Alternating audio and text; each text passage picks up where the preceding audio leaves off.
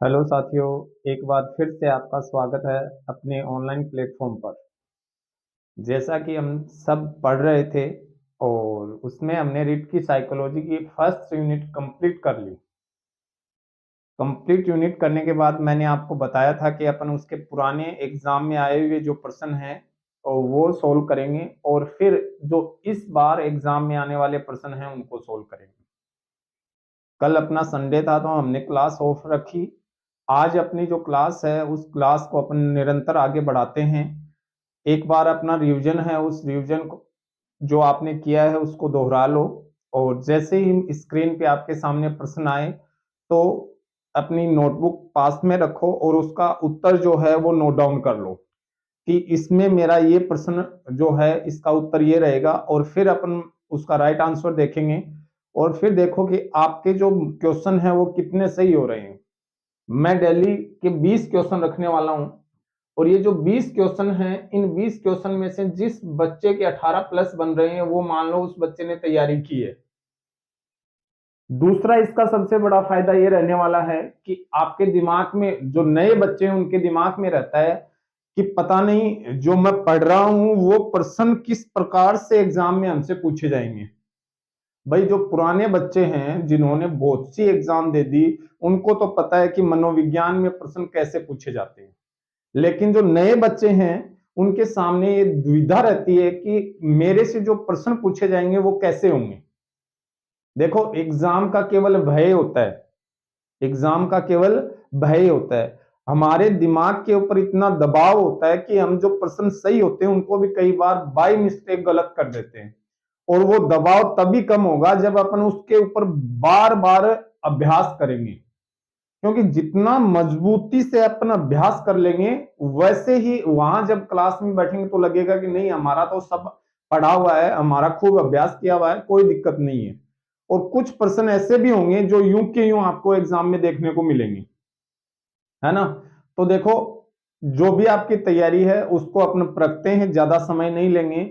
Daily का अपना ये रूटीन रहेगा और उस रूटीन में आप ये देखो कि आपका फायदा कितना हो रहा है, आपके कितने क्वेश्चन सही बन रहे हैं, कितने क्वेश्चन ऐसे हैं जो आपको आ रहे थे बाय मिस्टेक आपसे गलत हुए। चलो शुरुआत करते हैं। शुरुआत करने से पहले एक बार सभी दबा के लाइक कर दो और शेयर कर दो, फिर अपन शुरू करते हैं। और अपना जो पहला प्रश्न है वो आने वाला है। सभी भगवान को याद कर लो, है ना, ऐसे ही तो करते हैं हम लोग। तो सभी को याद कर लो और अपना पहला जो प्रश्न है वो देखते हैं अपन क्या है। देखो प्रश्न कह रहा है कि कुछ कथन दिया है जैसे कि तुम मेरी पीठ खुजाओ मैं तुम्हारी खुजाऊंगा, निम्नांकित में से किस प्रकार की नैतिकता की ओर इंगित करता है। जैसा कि पियाजे ने बताया था, जैसा कि पियाजे ने बताया था। ये पियाजे कौन है पता लगा कुछ? पियाजे, पियाजे, जीन पियाजे, जीन पियाजे। और पियाजे का अपन ने नैतिक विकास सिद्धांत पढ़ा था जिसमें हेट्रोनोमस और ऑटोनोमस के बारे में अपन ने बात की थी, दो अवस्थाओं की थी ना।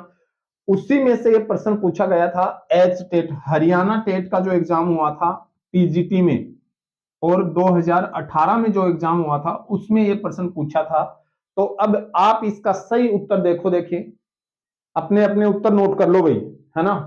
पहला है सहयोग की नैतिकता का आरंभ है, पूर्व रूढ़िवादी नैतिकता है, या वास्तववाद है, या नैतिकता में कोई संबंध नहीं है।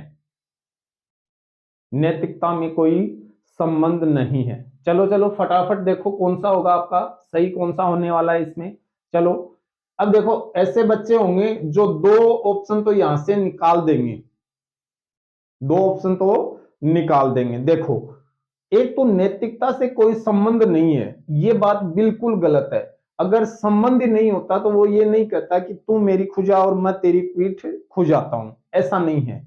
दूसरा, पूर्व रूढ़िवादी नैतिकता का मतलब है कि पहले से उसको किसी ने बताया है, किसी ने नहीं बताया। तो ये दो ऑप्शन जो हैं ये दोनों बातें गलत हैं।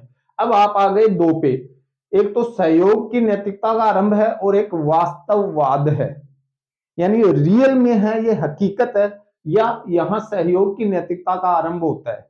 तो इसमें जो राइट आंसर आपका रहेगा वो रहेगा सहयोग की नैतिकता का आरंभ।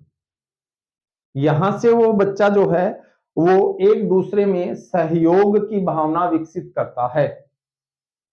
ये अवस्था जो है, ये अवस्था आपकी कौन सी है? बाल्यावस्था। कौन सी अवस्था है? बाल्यावस्था। अब देखो मैंने यहां आपको बाल्यावस्था में बताया भी था, याद हो तो, कि बाल्यावस्था का जो काल है वो है 6 से 11 या 12। और ये जो 6 से 11 की अवस्था होती है, इस अवस्था में बच्चा करता क्या है कि उसमें धीरे धीरे नैतिक गुणों का विकास होता है और शुरुआत होती है परिवार से। तो यहां जब बच्चा, आप देखना छोटा जो बच्चा होगा, 6-7 साल 8 साल का बच्चा है, उसको आप कह दो, आप ये कहोगे कि बेटा ये वाला काम करके दे, तो वो कहेगा मेरे को टॉफी दो मैं कर दूंगा, कहता है ना। तो वही कहानी है, इसमें तुम मेरी पीठ खुजवाओ मैं तुम्हारी खुजाऊंगा, ये बात कहता है कि एक दूसरे में सहयोग जो है वो सहयोग की भावना विकसित हो जाए, सामाजिक गुणों का विकास होता है, ठीक है ना। तो इसका राइट आंसर रहेगा सहयोग की नैतिकता का आरंभ। कितनों का सही हुआ? कितने बच्चे थे जिनका सही हुआ है? ठीक है, अगला प्रश्न देखते हैं अपन 2 नंबर। चलो अगला प्रश्न है कि मानव विकास आजीवन चलता रहता है, यद्यपि दो व्यक्ति बराबर नहीं होते हैं। यानी दो व्यक्ति बराबर नहीं होते, किंतु सभी सामान्य बालकों में विकास का क्रम एक सा रहता है। यह कथन विकास के किस सिद्धांत की ओर संकेत करता है? भाई साहब मैंने बहुत अच्छे से विकास के सिद्धांत बताए थे आपको, बहुत अच्छे से एक एक सिद्धांत मैंने डिटेल से करवाया था, बताया था बिल्कुल कि इसमें क्या होगा, इसमें इस सिद्धांत में क्या पूछा जाएगा। तो उसी का एक प्रश्न आया हुआ है और ये रिट में आया था, पिछली रिट में आया था L1 में, जो लेवल फर्स्ट है उसमें आया था 2021 में ये प्रश्न।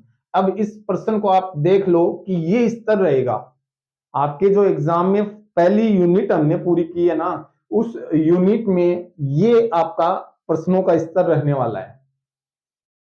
अब देख ले तेरा क्या होगा कालिया इसमें, है ना। देखो सतत विकास का सिद्धांत, परस्पर संबंध का सिद्धांत, समान प्रतिरूप का सिद्धांत और सामान्य से विशिष्ट अनुक्रियाओं का सिद्धांत। पहले तो आपको यह पता होना चाहिए कि ये सिद्धांत, जब भी पेपर सोल्व करो तो ये देख लो कि इन 4 में से जो उत्तर है उत्तर मत ढूंढो, ये देखो कि ये गलत कौन से हैं। अगर गलत निकालना शुरू कर दिया तो सही अपने आप बच जाएगा।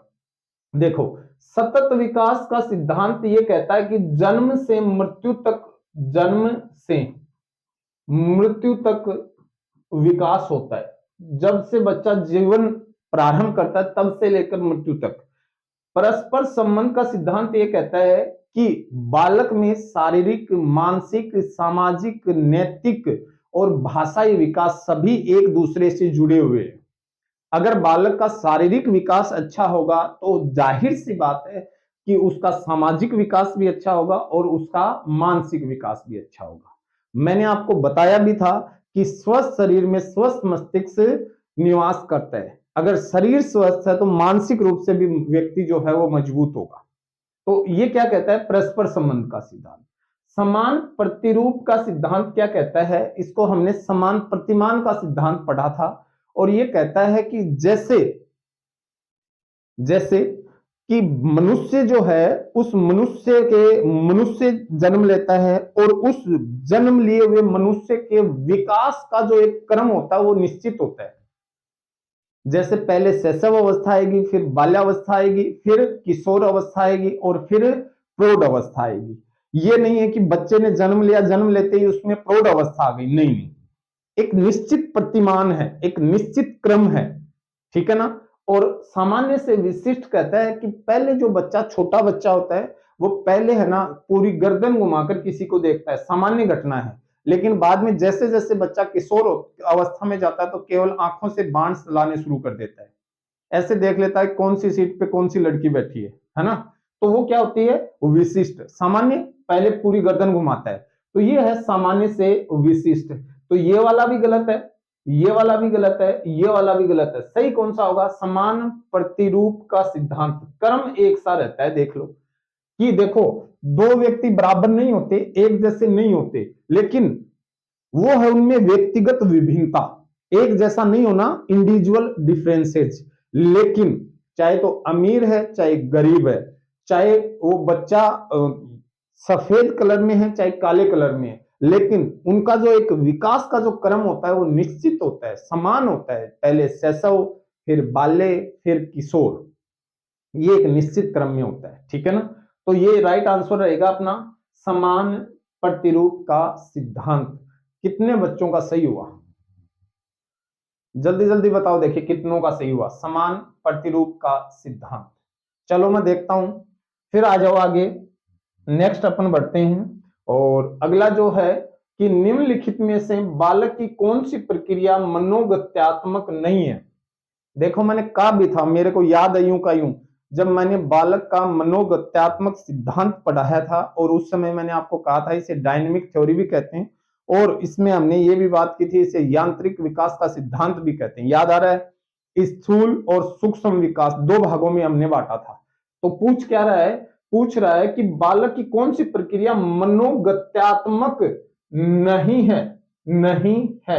इसको पढ़ना अच्छे से एग्जाम में। ये जो शब्द आता है ना नहीं, इस शब्द ने बहुतों की जिंदगी खराब कर दी है। एग्जाम में आया था रिट 2021 L2 में, लेवल 2 में पूछा गया प्रश्न है। देख लो प्रश्नों का स्तर कैसा है। तो इसमें देखो, सोचना है, लिखना है, गेंद फेंकना है और खेलना है ना? अब देखो इसमें, आप देखो, देखें कौन कौन से हैं। देखो ये जो तीनों क्रियाएं हैं ये अब बालक की हैं गामक क्रिया, जबकि सोचना जो है वो संज्ञान पर आधारित है। किस पर आधारित है? संज्ञान पर। पूछ क्या रहा है? मनोगत्यात्मक यानी गामक क्रिया। तो इसका राइट आंसर रहेगा सोचना। क्या रहेगा? सोचना रहेगा ना? तो देखो मैंने जो बताया था, एक प्रश्न भी जो हमने पढ़ा उससे बाहर नहीं है, और मैं नहीं कर रहा हूं ये मैं नहीं, मेरी मर्जी से बनाए हुए प्रश्न नहीं है, आपके एग्जाम में आए हुए प्रश्न है। देख लो रिट 2021 L2 में आया था। अगर किसी के पास पुराना पेपर पड़ा हो तो देख लेना आराम से जाके। ठीक है ना? अगला प्रश्न अपन देखते हैं, निम्नलिखित में से कौन सा विकास का सिद्धांत नहीं है? देखो देखें, यह प्रश्न तो बहुत आसान है, और ये प्रश्न भी अगर कोई बच्चा गलत कर रहा है तो उसका तो भगवान भी भला नहीं कर सकता, कृष्ण जी भी भला नहीं कर सकते, है ना? तो देखो देखें, अनुकूलित प्रत्यावर्तन का सिद्धांत है, निरंतर विकास का सिद्धांत है, परस्पर संबंध का सिद्धांत, या समान प्रतिमान का सिद्धांत। शब्दों में देखो, हो सकता है छोटा मोटा शब्द उसमें उलट के डाल दें आपको भ्रमित करने के लिए, लेकिन चीजें वही हैं। अगर सार रूप में आप पढ़ोगे तो बातें वही पूछी जाएंगी। और ये प्रश्न आया हुआ है आपका यूपी टेट में, और 2017 में भी आया था और 2022 में भी आया है। उत्तर प्रदेश टेट का एग्जाम हुआ है 2017 में और 22 में, उसमें यूं का यूं प्रश्न छपाया है, देख लो। इसका राइट आंसर रहेगा अनुकूलित प्रत्यावर्तन का सिद्धांत। निरंतर विकास का सिद्धांत होता है, परस्पर संबंध का सिद्धांत होता है, समान प्रतिमान का सिद्धांत होता है। कौन सा नहीं होता है? अनुकूलित प्रत्यावर्तन का सिद्धांत नहीं होता। पूछ क्या रहा है? नहीं होता। ठीक है, आगे बढ़े। चलो, सही कितनों का हुआ देखो देखें। फिर अपन आगे बढ़ते हैं, और अगला जो प्रश्न है वो कहता है कि भावनाएं और अनुभूति, इमोशंस एंड कंडीशंस एक दूसरे के हैं। देखो ये एग्जाम में आया था, छत्तीसगढ़ टेट का एग्जाम हुआ था। किसका एग्जाम हुआ था? छत्तीसगढ़ टेट का एग्जाम हुआ था। उसमें आया था पूरी तरह से अलग होते हैं, स्वतंत्र होते हैं, आंतरिक रूप से जुड़े हुए होते हैं, या एक दूसरे से संबंधित नहीं होते। ऐसे ही मिलेंगे आपको प्रश्न, आपको खुद को उनको थोड़ा सा व्यवस्थित जमाना पड़ेगा। अब देखो भावना और अनुभूति, भावना और अनुभूति, अगर दोनों के किसी के पास फोन नंबर हो तो, इंस्टाग्राम आईडी हो तो मेरे को बताना, अपन उनसे मैसेज में बात करेंगे भावना और अनुभूति की। अब समझो कैसे। देखो मेरे दिल में कोई भावना है, मैं चाहता हूं कि मेरे जितने मैंने बच्चे पढ़ाए हैं वो सभी बच्चे मेरे रीट क्वालिफाई को अच्छे से क्वालिफाई करते हुए मुख्य परीक्षा में बैठे। लेकिन अनुभूति तब मिलेगी जब आपका रिजल्ट आ जाएगा, समझ रहे हो? जो मुझे एहसास हुआ वो मेरी अनुभूति है। तो वो एक दूसरे से आंतरिक रूप से जुड़े हुए होते हैं, स्वतंत्र नहीं होते हैं भाई। जब आपके अंदर कोई भावना होगी तभी आप उसे अनुभव कर पाओगे। अगर भावना ही नहीं होगी तो आप कुछ भी अनुभव नहीं कर पाओगे। अगर आप में भावना शून्य है तो आप अनुभव क्या करोगे? समझ रहे हो मेरी बात को? तो भावना नहीं है तो उसमें अनुभूति भी नहीं है। ठीक है, कितनों का सही हुआ? यह प्रश्न थोड़ा टफ था, लैंग्वेज थोड़ी हार्ड थी, लेकिन प्रश्न अच्छा था। ठीक है ना? चलो आगे बढ़ते हैं। अगला जो प्रश्न है वो क्या कहता है कि निम्नलिखित में से कौन सा आयु समूह है परवर्ती बाल्यावस्था लेटर चाइल्डहुड श्रेणी के अंतर्गत आता है? अब देखो, समझना इस प्रश्न को। सीटेट 2015 में आया था और इसमें क्या कह रहा है? इसमें कह रहा है कि बाल्यावस्था, और बाल्यावस्था में भी कौन सा काल है जिसको परवर्ती या उत्तर बाल्यावस्था भी कह सकते हैं। इसका जो काल है वो अपना रहता है 6 से 12, 6 से 12। अब पूछ रहा है कि इसमें भी बाद का लेटर, लेटर यानी बाद का, बाद की अवस्था कौन सी है? तो देखो 18 से 24 तो होगी नहीं, जन्म से 6 शैशव है, होगा नहीं, 11 से 18 किशोर है, तो राइट आंसर क्या होगा? 6 से 11। देखो शब्द जोड़ दिया, परवर्ती कोई मतलब नहीं है। ऑप्शन को देख लो एक बार बस। ऑप्शन देखा आपने, 18 से 24 प्रौढ़ है, उसके बाद जन्म से 6 वर्ष हमने कहा था शैशव अवस्था है, और 11 से 18 किशोर अवस्था है, तो बाल्यावस्था 6 से 11 होगी। राइट आंसर रहेगा सी, 6 से 11 वर्ष। ठीक है, फिर आगे बढ़ते हैं।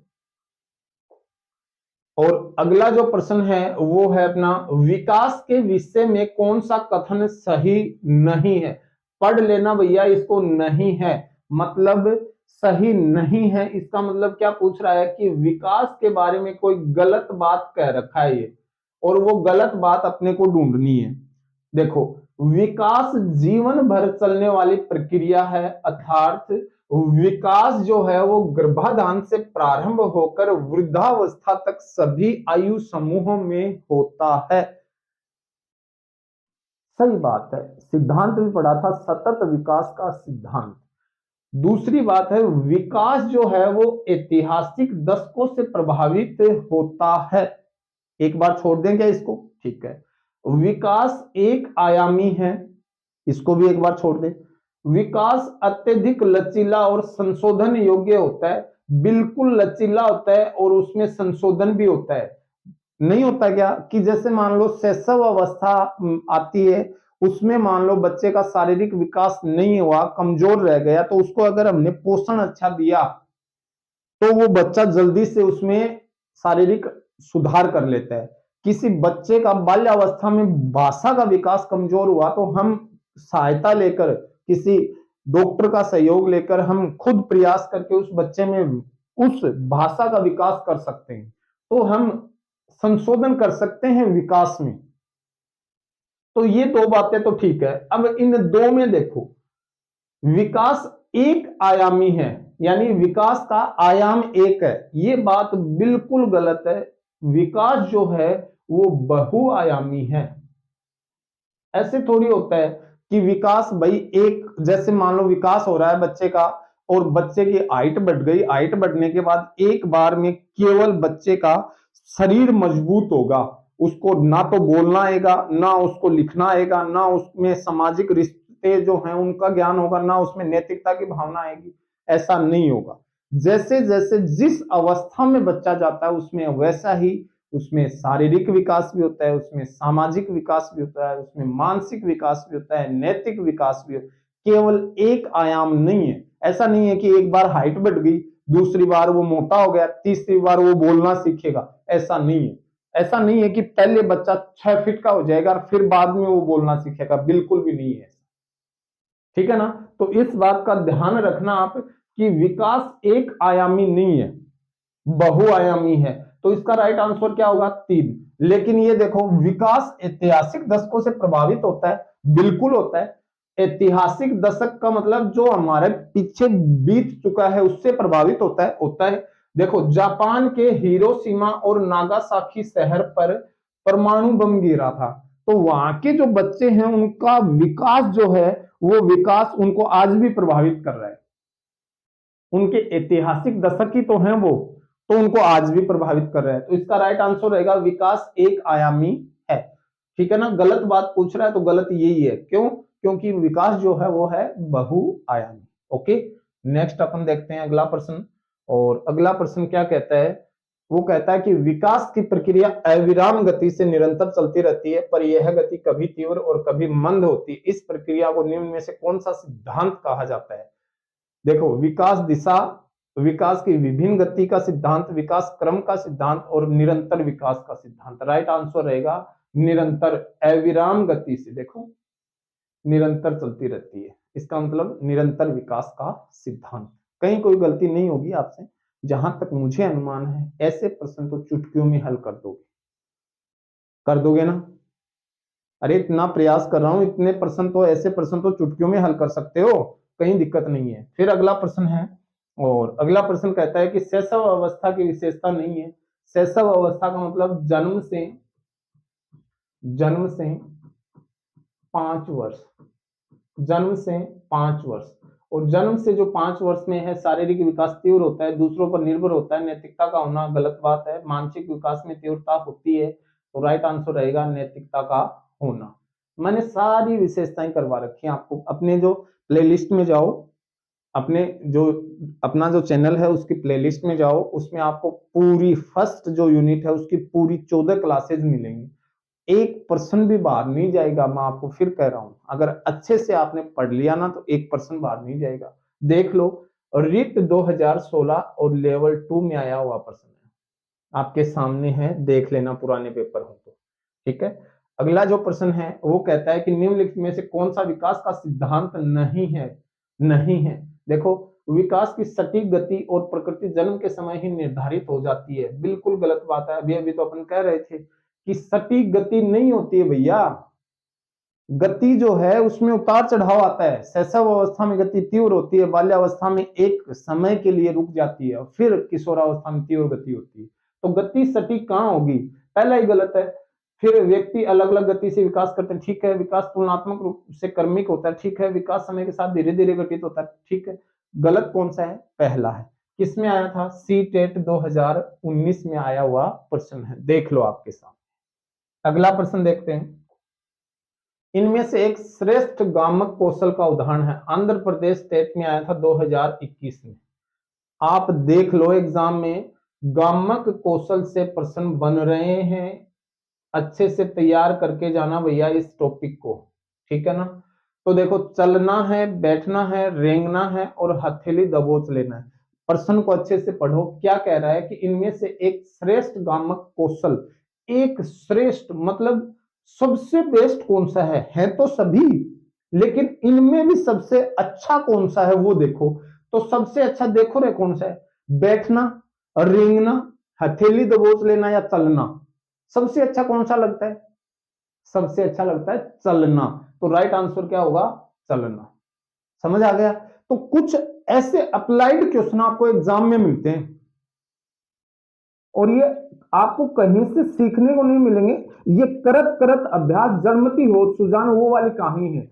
बार बार अभ्यास करोगे तब जाकर ये प्रश्न आपको आएंगे।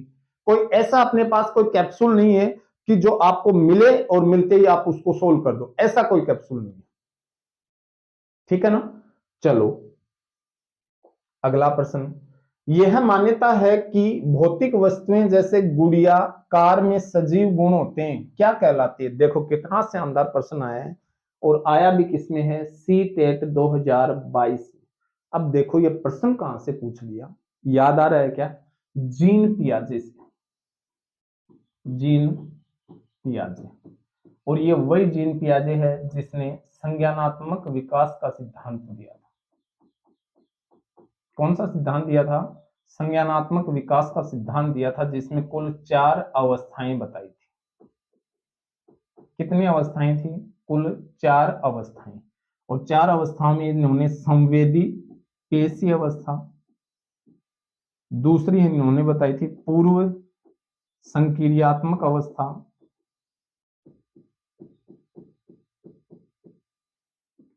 तीसरी इन्होंने बताई थी मूर्त संक्रियात्मक अवस्था, और चौथी इन्होंने बताई थी औपचारिक संक्रियात्मक अवस्था। औपचारिक संक्रियात्मक, जन्म से 2 वर्ष, 2 से 7, 7 से 12 और 12 के बाद। कुछ याद आ रहा है? कुछ पढ़ाया था और उसमें मैंने देखो जीवात्म शब्द लिखवाया था, याद आ रहा है कुछ? जीवात्म विकास की अवस्थाओं में हमने बात की थी, जीवात्म का गुण पाया जाता है। तो ये बात कहां से पूछ ली? देखो सजीव गुण, जो सजीव गुण है वो क्या है? जीवात्म। सभी वस्तुओं को बच्चा जीवित समझता है। जैसे देखो गुड़िया है, कार है, मैंने ये उदाहरण भी दिया था आपको याद हो तो, कि मान लो बच्चे जो होते हैं वो छोटे छोटे खिलौने लाते हैं, उनको साथ में लड़कियां जो होती हैं उन खिलौनों को अपने पास सुला लेती है। जब घर वाले आते हैं उस गुड़िया को बाहर फेंक देते हैं तो बच्चा रोने लग जाता है कि उसको बहुत दर्द हो रहा है, गुड़िया को बहुत दर्द हो रहा है, पापा आपने गलत फेंक दिया ये, और वो आपसे नाराज हो जाती है। तो वो क्या है? सजीव का गुण है। सजीव सभी वस्तुओं को जीवित समझती है, तो उससे अपन क्या कहते हैं? जीवात्म सोच। क्या कहते हैं? जीवात्म सोच। अब मुझे आप कमेंट में ये बताओ कि ये जो जीवात्म सोच है ये इनमें से कौन सी अवस्था का गुण है? ये आपका काम है। दूसरा, केंद्रीकरण, केंद्रीकरण का गुण जो है वो इनमें से किस अवस्था का गुण है? पूछ लेना किसी भी बुक से, किसी से भी आप। ये जो हमने आपको क्लास में ही बताया था केंद्रीकरण का गुण, और ये आप अपनी नोटबुक में देख लेना, आया हुआ है सीटेट 2022 में एग्जाम में आपका ये प्रश्न आया हुआ है। ऐसे ही हम वादे नहीं करते हैं, क्योंकि गानों में, कहानियों में तो इसलिए बोला जाता है कि वादा तो तोड़ने के लिए होता है, लेकिन हम उनमें नहीं है जो आपका वादा तोड़े। हम आपको 30 में से 30 अंक दिलाएंगे पूरे, ठीक है ना? तो ये देखो जीवात्म सोच है ना? और एक और बताओ, मैंने एक शब्द बोला था उत्कर्मणीयता। उत्कर्मणीयता का जो गुण है वो किस अवस्था का गुण है, और ये होता क्या है? बताना, कमेंट में बताना। चलो आपका होमवर्क है। अगला प्रश्न अपन देखते हैं, और अगला जो प्रश्न है वो कहता है कि विकास अवस्था में द्रुतगामी अभिवृद्धि और विकास देखा जाता है। ऐसी कौन सी अवस्था है जिसमें तीव्र गति से वृद्धि और विकास होता है? तो पहले बताया था शैशव अवस्था है जिसमें शारीरिक और मानसिक विकास तीव्र गति से होता है। कहीं डाउट ही नहीं है भाई। कब आया है? सीटेट 2022 में। अगला प्रश्न देखो। अगला प्रश्न है कि मस्तकोद्मुखी एवं निकट से दूर का कर्म किस क्रिया का अंग है? देखो किसका है? विकास। अब मैंने इसमें बताया था आपको, विकास ये एग्जाम में आया था बिहार टेट में। सिर से पैर की ओर, सिर से पैर की ओर विकास की गति का सिद्धांत पढ़ाया था, उसमें बताया था। और एक होता है केंद्र से परिधि की ओर, केंद्र से परिधि की ओर। और एक विद्वान हुए थे कुप्पुस्वामी। कौन हुए थे? कुप्पुस्वामी। और इस विद्वान ने बताया था कि जो सिर से पैर की ओर विकास होता है इसे अपन कहते हैं सिफेलोकोडल, और केंद्र से जो परिधि की ओर होता है इसे अपन कहते हैं प्रोक्सिमा डिस्टल। तो ये जो दो नाम दिए थे सिफेलोकोडल और प्रोक्सिमा डिस्टल, किसने दिए थे? ये कुप्पुस्वामी ने। किसने दिए थे? कुप्पुस्वामी ने दिए थे भाई, है ना? तो ये प्रश्न पूछा गया है विकास के सिद्धांतों से, ठीक है ना? बिहार टेट 2013 में आया था और इसका राइट आंसर होगा विकास। ओके, आगे बढ़ते हैं। गामक फिर से आ गया। देखो गामक विकास से हमारा तात्पर्य मांसपेशियों के विकास तथा पैरों के उचित उपयोग। अब इस सेंटेंस को पूरा करना है। पैरों के उचित उपयोग, मस्तिष्क और आत्मा का पैरों में थोड़ी होती है। अधिगम और शिक्षा कहाँ होगी? पैरों में अधिगम और शिक्षा थोड़ी होती है। प्रशिक्षण और अधिगम गलत है, तो राइट आंसर होगा शक्ति और गति। पैरों की सही गति और उनमें सही शक्ति का संचार होना ही गामक विकास है। अब एक बार आप अपनी नोटबुक निकालना और जहां मैंने गामक कौशल पढ़ाया उसको एक बार देखना। देखिए ये प्रश्न आप वहां से नहीं कर सकते क्या? है? और कब आया है? रिट 2016 लेवल 2 में आया हुआ प्रश्न है। देख लो आपके सामने, रिट लेवल 2 में 2016 में आया हुआ प्रश्न। अब फिर भी ये बच्चे कहते हैं पता नहीं कहां से प्रश्न आ गए, हमें तो पता ही नहीं है, हमें तो यही नहीं है कि इस प्रश्न को ही समझ पाए। अरे क्या है यार, समझना कुछ नहीं है। अब आप कहोगे नहीं सर आपको तो आते हैं इसलिए। आप थोड़ा सा दिमाग लगाओ यार, अभ्यास करो, हो जाएगा। अगला प्रश्न है, इस अवस्था में बालकों में नई खोज करने और घूमने की प्रवृत्ति अधिक बढ़ जाती है। रिट 2016 में आया था L1 में। देख लो ऐसी कौन सी अवस्था है जिसमें बालक नई खोज करता है, बिना वजह के घूमता है?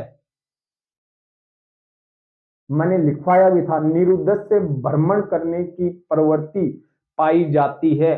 और मैंने आपको यह भी बताया था, किसने कहा था? बर्ट ने कहा था, बर्ट ने। और मैंने एक लॉजिक भी बताया था कि बच्चों जो हाथ में बाठोलियां बिना मतलब का घूमतो रहा है, वह कौन सी अवस्था है? देखो देखें, शैशव, किशोर, उत्तर बाल्य और प्रौढ़। तो यहां शब्द जोड़ दिया उत्तर बाल्य, ये उत्तर बाल्यकाल है। बिना मतलब के घूमता है, बिना मतलब के घूमता है। तो ये देख लो, रिट 2016 L1 में आया हुआ प्रश्न है, आपके सामने है प्रश्न, कहीं अलग से नहीं बता रहा हूं। अगला जो प्रश्न है वो प्रश्न है, समाजीकरण की प्रथम संस्था, सीटेट 2022 में आया था। मैंने बहुत अच्छे से भी पढ़ाया था, लास्ट क्लास में भी। परिवार है, लास्ट क्लास का है ये अपना। अगला प्रश्न है, विकास के किस काल को अत्यधिक दबाव तनाव का काल कहा जाता है? किशोरावस्था कहा जाता है। अब ये बताओ, ये कोटेशन कही किसने थी? मैंने विद्वान भी बताया था, अत्यधिक दबाव तनाव और तूफान संघर्ष। ये जो बातें हमने कही थी, संघर्ष का काल कहा था, ये जो बात है ये किस विद्वान ने कही थी? कमेंट करो, देखें, है ना। यूपी टेट 2013 में आया हुआ प्रश्न। अगला जो प्रश्न है वो कहता है कि मात्रात्मक व्यक्तिगत क्षमता रूपी प्रक्रिया को कहा जाता है। मात्रा, मात्रा बढ़ती है ना, मात्रा। और मात्रा को हम माप सकते हैं, क्या कर सकते हैं? माप सकते हैं। जबकि गुण जो होते हैं ना, उनको अपन महसूस कर सकते हैं। तो याद रखना, महसूस कर सकते हैं वो है विकास। वो क्या है? विकास। और जिसे माप सकते हैं वो क्या है? वृद्धि। राइट आंसर क्या होगा अपना? वृद्धि। ठीक है, सही उत्तर होगा वृद्धि। अगला जो प्रश्न है वो है दुर्बलीकरण। दुर्बलीकरण बाधा है, पिछला हो गया ना, हो गया यार। दुर्बलीकरण बाधा है शारीरिक स्तर की, कार्यात्मक स्तर की, सामाजिक स्तर की, शैक्षिक स्तर की। चलो बताओ, दुर्बलीकरण होता क्या है? कोई व्यक्ति दुर्बल है काम करने में, मतलब वो उसमें कमजोरी है कोई चीज की, तो वो क्या है? उसकी कार्यात्मक स्तर की, कार्य करने में वो दुर्बल है। कोई शारीरिक रूप से मजबूत होता है, वो कार्य करने में दुर्बल नहीं हो सकता क्या? तो वो उसका स्तर कैसा है? कार्यात्मक स्तर। अच्छा प्रश्न है, एच टेट 2014 में आया हुआ प्रश्न है। कैसे लगे भाई 20 प्रश्न अपने? ये जो 20 प्रश्न है वो आपको कैसे लगे? ईमानदारी से बताना आप कि सर ये प्रश्न जो है हमारे पढ़ाए में से आए हैं कि नहीं आए। दूसरा, अपना नाम नोट करके और ये बताना सर हमारे 20 में से जो भी बच्चा है, मैं जानता हूं अगर नया बच्चा है तो भी कोई दिक्कत नहीं है, बताए जरूर कि हमारे सर 20 में से इस क्लास में इतने प्रश्न सही हुए।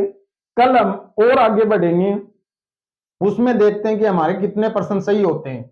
अब आपका एक होमवर्क है, वो देखो फटाफट, इसका उत्तर मुझे कल बताना है।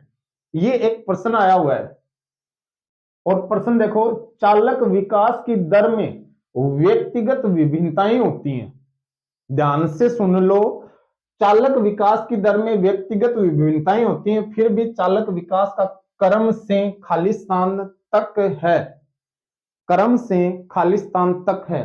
परिष्कृत या सूक्ष्म चालक विकास से अपरिष्कृत, जिसे स्थूल चालक विकास शीर्षगामी से अधोगामी, अधोगामी से शीर्षगामी, या अपरिष्कृत स्थूल चालक विकास से परिष्कृत सूक्ष्म चालक विकास की ओर।